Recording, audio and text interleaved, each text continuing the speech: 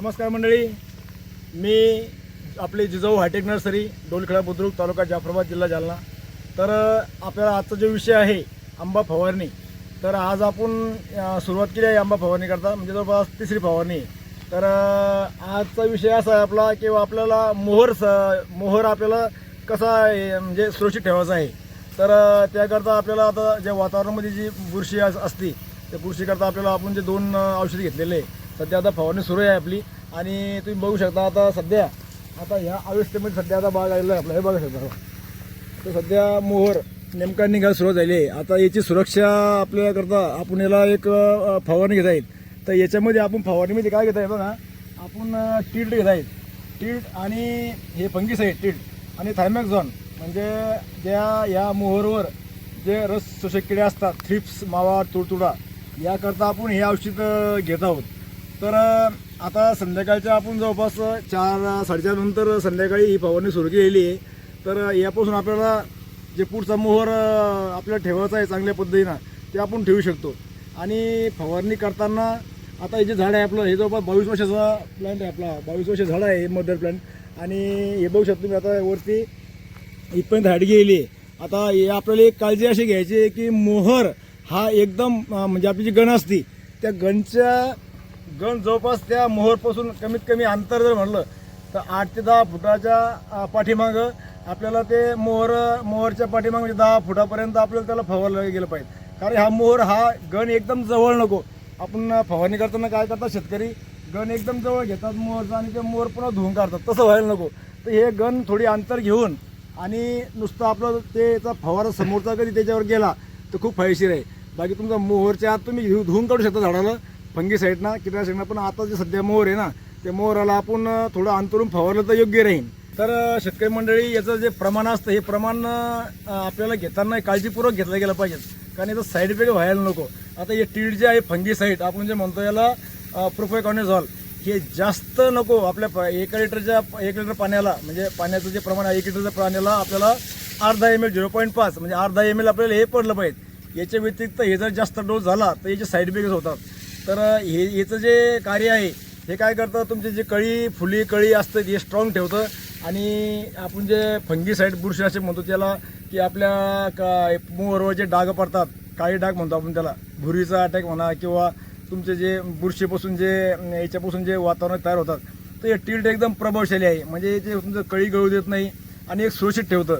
आणि दुसरा विषय म्हणजे आता हे जे आपण थायमॅक्झॉन आहे, हे थायमॅक्झॉन आहे याचं प्रमाण आपण 1 लिटर पाण्याला जवळपास 1 ग्रॅम आपण गेलेलं आहे. म्हणजे आपण आता सध्या 300 लिटरच्या टाकीला आपण जवळपास याचं जे प्रमाण आहे 1 लिटरच्या पाण्याला आपण 1.5 ग्रॅमपर्यंत याचं प्रमाण आहे. तर हे आपण ह्या प्रमाणामध्ये आपण हे फवारणी केली गेली पाहिजे. तर फवारणीनंतर आपल्याला याचा जे रिझल्ट असतो हा रिझल्ट एकदम चांगला आपल्या झाडाला दिसतो.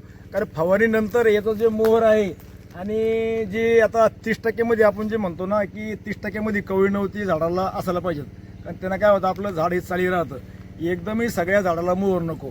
कारण काय होतं, जर सगळ्या झाडाला जर मोहर आला तर ते झाड थोडं म्हणजे कसं, तिची वाढ जी असते वाढ थोडी थांबती. तर आपल्या बागेमध्ये थोडी 30% नव्हती असायला हवी, कारण ते झाड आपलं चाली राहतं.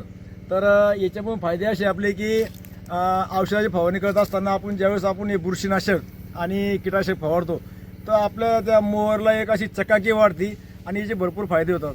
कारण पुढचे जे आपले त्याच्यावर येणारा अटॅक आहे, आता हे सकाळचं जे आपण रात्री धुकं म्हणतो, जे धुकं पडतं, या धुक्यामुळं काय होतं, त्या वातावरणात बदल झाल्यामुळं आणि मोहरवर आपल्याला असं काळसर, टिपके, अशी भुरी, असं हे म्हणजे हे प्रकार होतात. भुरीचं तर समोर आहे, कारण ज्यावेळेस आपली फुल सेटिंग झाली ना, फळाची ज्यावेळेस सेटिंग झाली, म्हणजे दाणे आपले ज्वारीच्या किंवा बाजरीच्या दाणे ज्यावेळेस सेटिंग होतात त्यावेळेस भुरीचा अटॅक जास्त येतो. कारण आता आपल्याला काय करायचं आहे, टीडसारखे फवारणी घ्यायची आहे. आणि भुरीवर तुम्हाला दुसऱ्या व्हिडिओमध्ये आपण ज्यावेळेस आपले आंबे सेटिंग झाले ना त्यावेळेस तुम्हाला आपण त्याच्या आधी आपण तुम्हाला कोणती फवारणी घ्यायची हे सुद्धा आपण पुढच्या व्हिडिओमध्ये सांगू. तर आपल्या याच्यामध्ये आपण जे व्हिडिओ म्हणजे बनवतो तर याच्यामध्ये तुम्हाला प्रत्येक वेळेस मोहरची सुरुवात झाल्यापासून कोणती फवारणी घ्यायची आणि नंतर मोहर फुलं निघाल्यानंतर याच्यावर आपल्याला काय काळजी घ्यायची, कारण जेणेकरून आपल्याला त्याची सुरक्षा झाली पाहिजे. तर या पुढच्या व्हिडिओमध्ये तुम्हाला जसं आपला पिरियड जाईल. आता सध्या मोहराची अवस्था सध्या अशी आहे तर आपण काय करू तुम्हाला आता हे मी सांगितलेलं आहे, इथून मोर बघू शकता. याच्यानंतर पुढची स्टेज आहे ना आपली कोणती राहील ते आता ज्यावेळेस आपली फुलकळी ज्यावेळेस सुरुवात होईल त्यावेळेस आपल्याला कोणतं औषध टाळायचं आणि कोणतं घ्यायचं जेणेकरून आपली जी मधमाशी आहे ही आपल्या झाडावर राहिली पाहिजेत. त्याकरता पुढच्या व्हिडिओमध्ये तुम्हाला सविस्तर आपण आधी सांगू. तर राहिला विषय आपला आता पाण्याचा.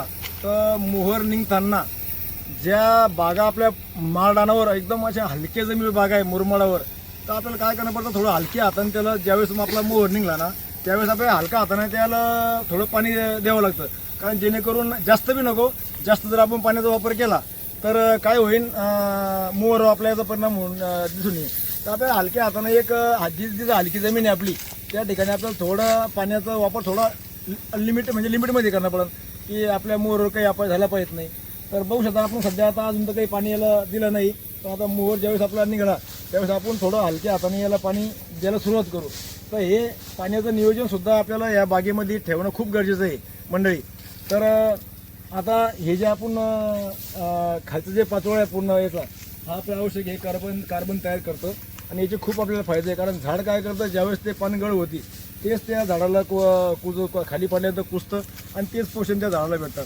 तर तिसरा विषय असा आहे आपला की हे जे मदर पॅन्ट आहे आपला ह्या मदर पॅन्टपासून आपण कलम ग्राफ्टिंग करतो.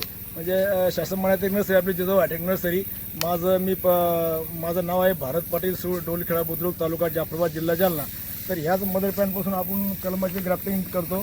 तर तुम्हाला जर याच्यामध्ये शेतीला थोडं वेगळे यांना बघायचं म्हणलं तर आंबा लागवड ही कधी फायदेशीर आहे. कारण माझा पलीकडे साईडला 2 एकरामध्ये सघन पद्धतीनं आंबा लावलेला आहे. तर त्या पद्धतीनं जर तुम्ही आंबा लावला तर उत्पादन खूप चांगलं येतं. कारण त्यात कसा विषय, आता हे जे डिस्टन्स आहे झाडायचं ते डिस्टन्स खूप अंतर आहे. आता याच्यामध्ये काय होतं, ज्यावेळेस आपला आंबा सेटिंग होतो, आंब्याचं फळ ज्यावेळेस वाढतं एप्रिलमध्ये मार्च एप्रिलमध्ये आणि एप्रिल मे महिन्यामध्ये वातावरण चेंज होतंच. कारण त्या टायमात ते वातावरण चेंज झालं की हवा ही सुटते आणि जेवढी झाडाची हाईट जास्त असली त्या हाईट जास्त असल्यामुळं ते फळं खाली पडतात, आपलं नुकसान होतं. त्याकरता नवीन पद्धतीनं आपण जे सगण लागवड म्हणतो तर ती खूप आवश्यक आहे आपल्याला. त्याचे फायदे 2-3 आहे आपल्याला.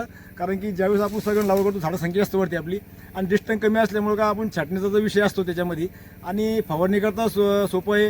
ज्यावेळेस आपला माल हार्वेस्टिंग करतो, आपण माल काढतो त्यावेळेस मजूर लागत नाही. एक आपण हाताच्या कटरनं हाताला आपण आंबा काढू शकतो. आणि याचा विषय कसा याला मजुरी खुडी हे ते लागतात.